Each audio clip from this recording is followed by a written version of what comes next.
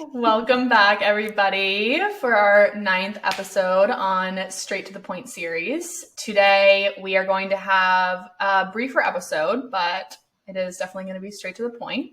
And we are going to be talking about manifestation within the coaching industry. We are going to be having an open conversation, meaning nobody's right, nobody's wrong, nothing's good, nothing's bad. Just having a really open, honest conversation about manifestation and the ways that that has created wounding in the industry, created stories that have made us believe that we are repelling our desires or that we're doing something wrong, and that we also always need to be manifesting or doing something outside of ourselves in order to attract. And if we don't, then we are not getting it, and so on. I know that Em and I have both had our own walks with manifestation and mindsets around manifestation. And I know for me, as somebody who, both of us, who can get in our heads at times, that, I've had to do a lot of work around manifestation and having discernment over what is true for me and what isn't, because I have seen the effects firsthand on what happens when we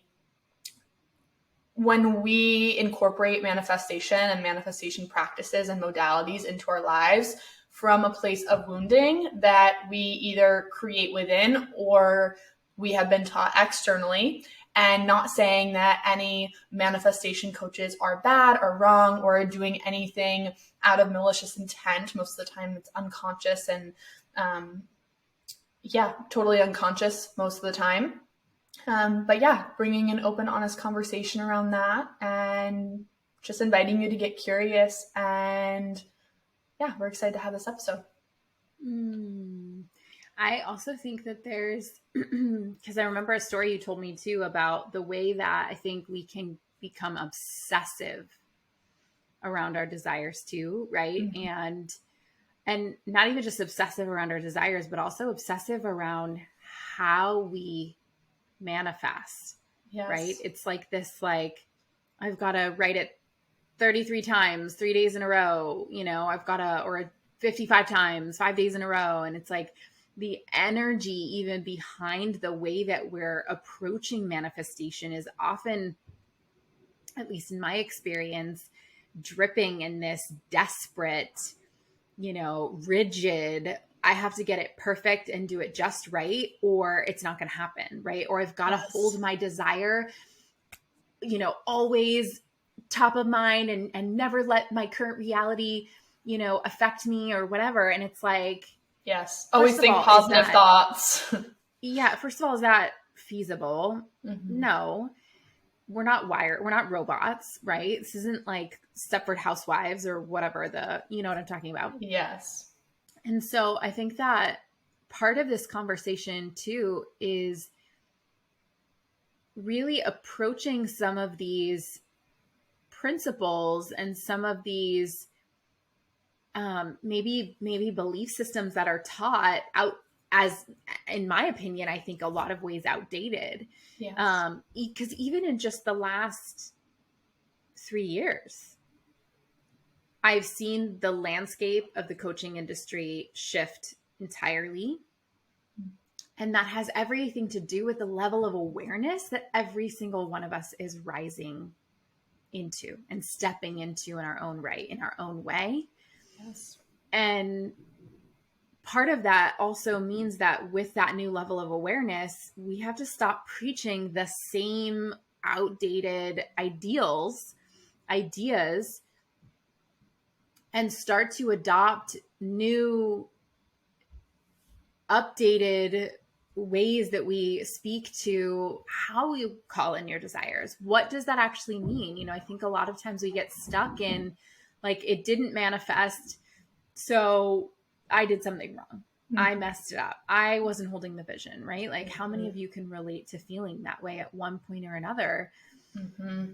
And what that does is creates a level of shame and, I'm wrong, I'm bad, which just perpetuates more of that energy versus really trusting in the divine unfolding of your desires and the timeline of those desires, without making yourself wrong or bad.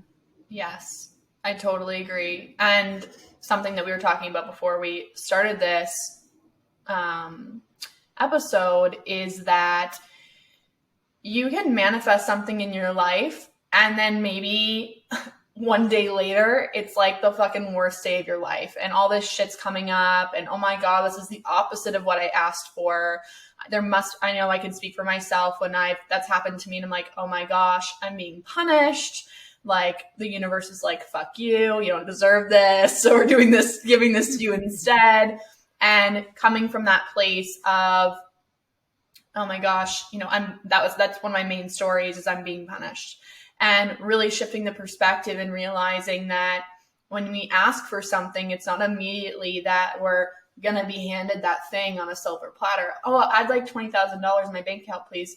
Okay, well, we're not always going to be handed that the next day on a silver platter. What we can expect, though, oftentimes, if we are asking for that to hold for more, is that we're also asking for expansion and to actually hold for more. So the universe will actually give you, universe, God, will present you with an opportunity or a situation, which sometimes can be presented as a challenge or an obstacle, to actually step into being able to hold for more. Because when we are asking to hold for more, let's say $20,000, it's also asking to hold for more underneath that, which also can look like responsibility and can also look like some of the other parts that we're not wanting to really look at that actually does come with, receiving more. Totally.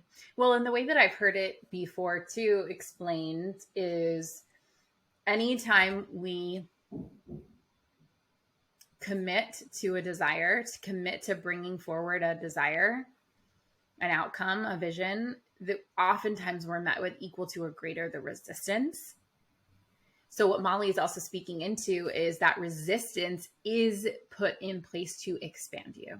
Yes. To expand your capacity to meet the more of you or receive more or be in relationship with what it is that you're calling in. So anytime we set that intention, anything that's not in alignment with that is going to fall away.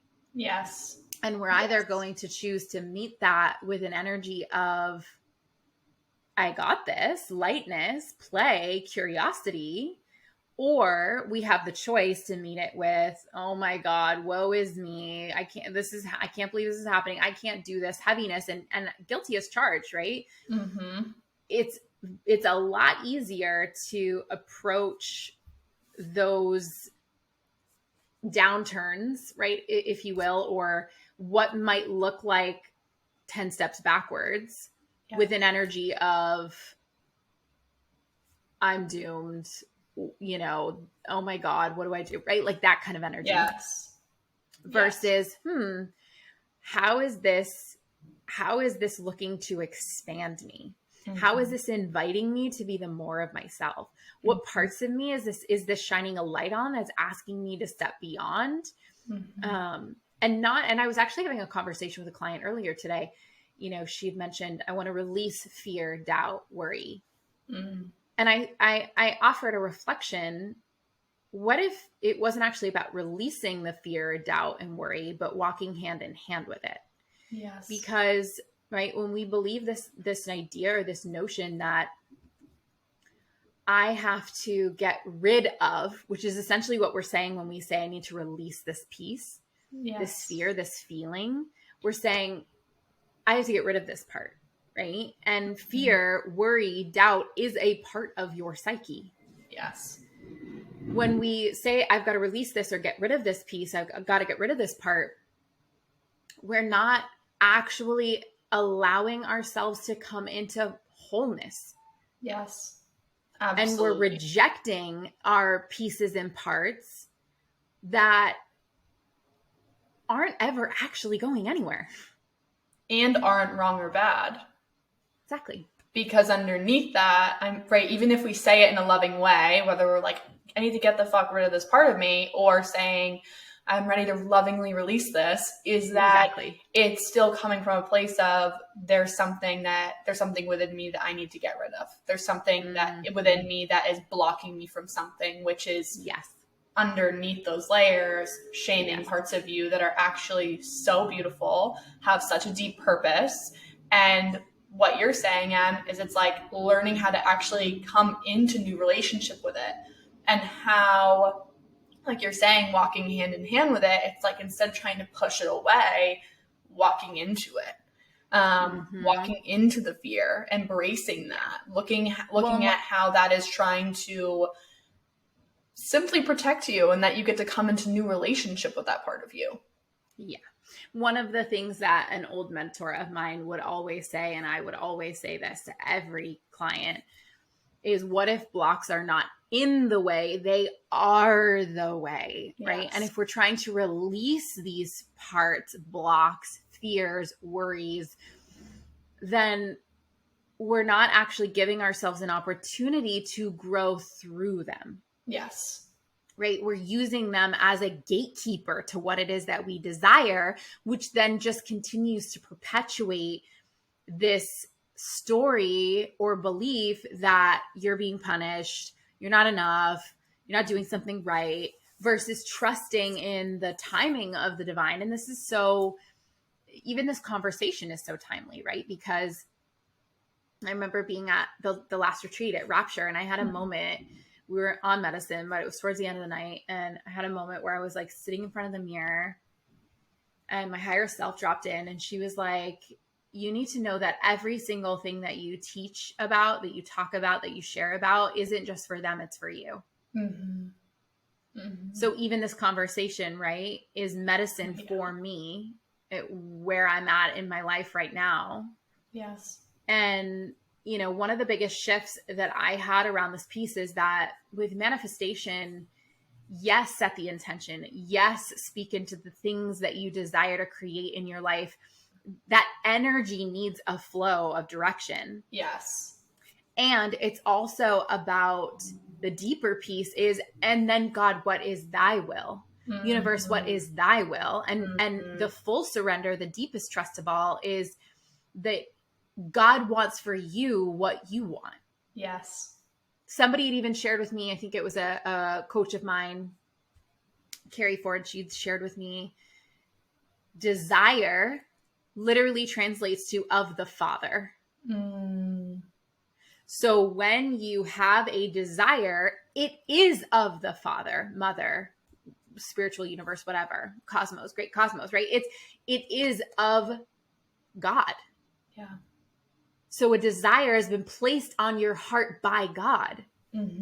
So if you want it, and it's not ego-based desire, and this is something our friend Sarah Morel talks about, ego-based desire means I want this Range Rover because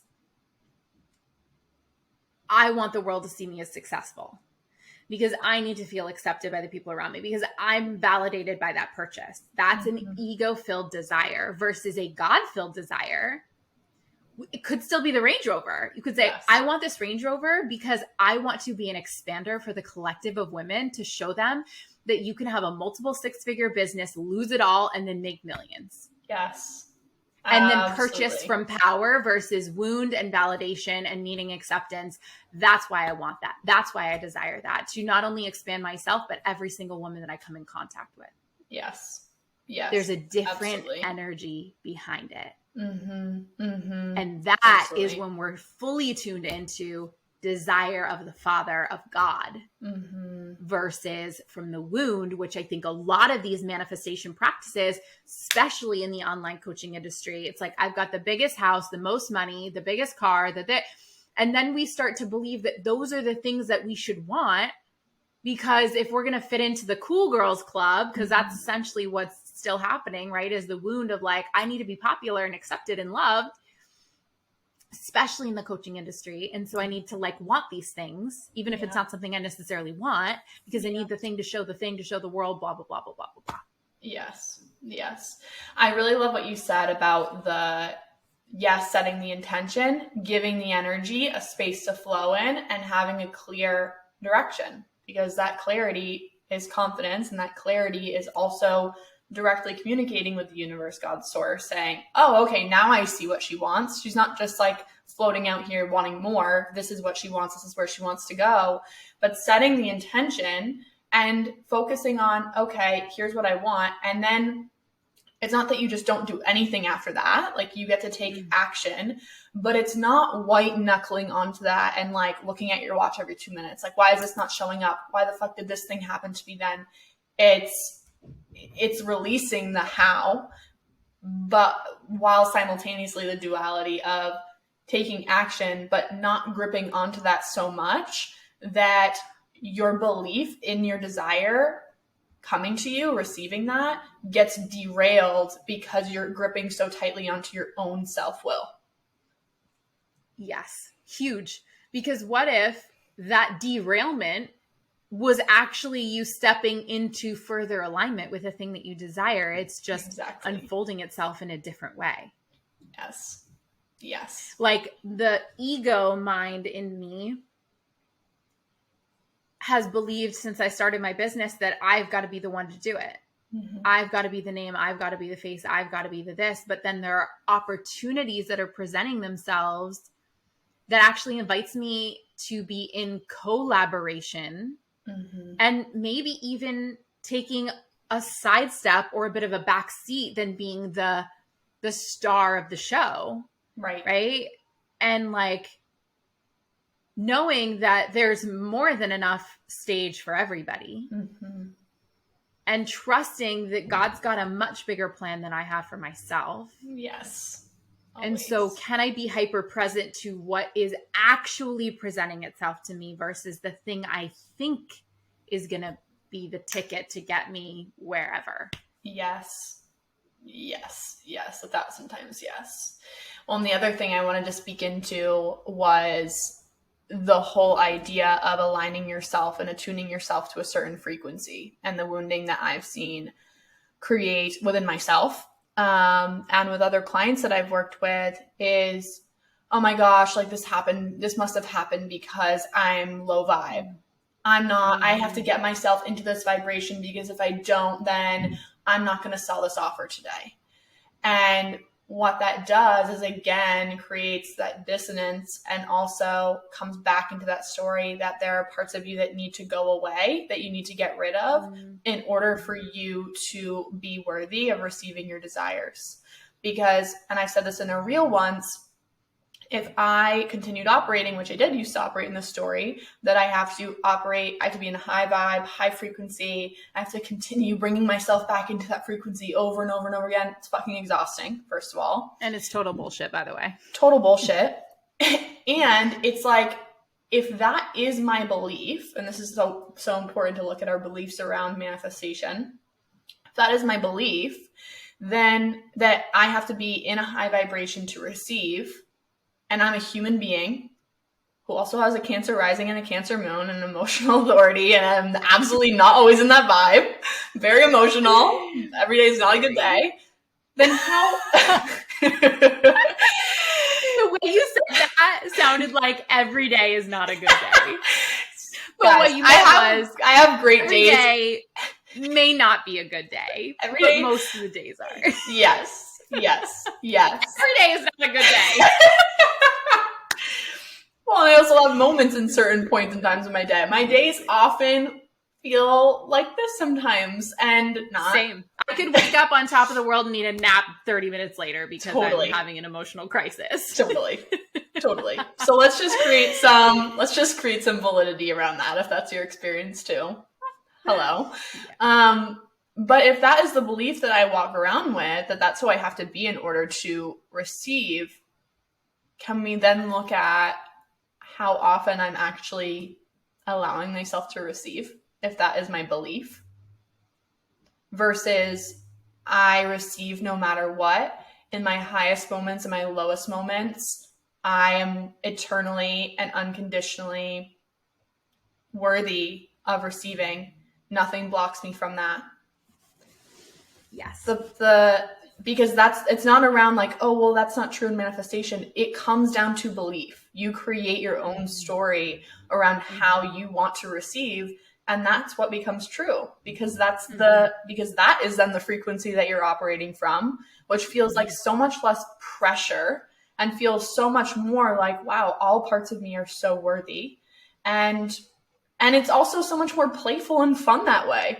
Like, I could be crying in bed for, 2 hours, and I'm still like, I could receive $3,000 or whatever it is in the next hour. And it doesn't fucking matter how I'm feeling. It comes down to belief, not vibe. Well, and one more thing I want to drop into the space too is it's this idea like we are what we attract, or we attract, we attract what we believe. And I think we can deepen that a little bit too. God is here to meet you and love you unconditionally in every moment, and simultaneously call you forward into the more of who you came here to be. However, you have free will. So if you tell God the story over and over and over and over and over again, this idea that you can't receive unless you're high vibe, then life will mirror those experiences back to you, not because it wants to, but because this is what you're asking for. Yes. It's what you're asking to receive from source, whether it's conscious or unconscious. Now, if you set the intention to hold the belief that I receive no matter what, God's like, yes, I want to meet you there. Yes, I want to meet you there. Yes, I want to meet you there. Yes, I want to meet you there. So every opportunity is an opportunity for ourselves to see ourselves through the eyes of God. Yes. To see ourselves as the more, and then step into the vision, the desire, the intention that is 100% what we are deserving and worthy of, because we are infinitely worthy. Yes. That's Lucy snoring. I'm glad she enjoys the episode. I'm telling you, she's been on a tear the last 24 hours. Oh. So God wants what you want, and you are infinitely worthy of everything that you desire. And the deepest work in manifestation will ask you to unwind the lies that tell you otherwise. Absolutely. So good. So good. Welcome to another episode. Straight to the point. We want to hear from you guys. We love your feedback. We want to know what conversations you want to be having. This podcast doesn't work unless you are a part of it. It's a co-creation, on the deepest level. Our intention and our desire with this show is to reach inside your hearts and souls and minds and create powerful and potent shifts that are rooted in authentic, real conversations around what supports you, what doesn't, what's working, what's not. And we're excited to keep bringing you more of that. So with that, we will complete this short, very potent, straight to the point conversation. And you know where to find us. At Straight to the Point series with the number 2 on Instagram and TikTok. You can find me at the.emilyfitz on Instagram and TikTok. You can find me at the Truly Molly on Instagram and also TikTok. I never mentioned that before too. And we're also streaming on YouTube. So if you're listening to this, but you'd rather watch the episode, you can go to Straight to number 2, the Point series on YouTube and check us out. All of those links will be listed below in the info section of this episode. And we can't wait to see you back next week. Amazing. Love you all.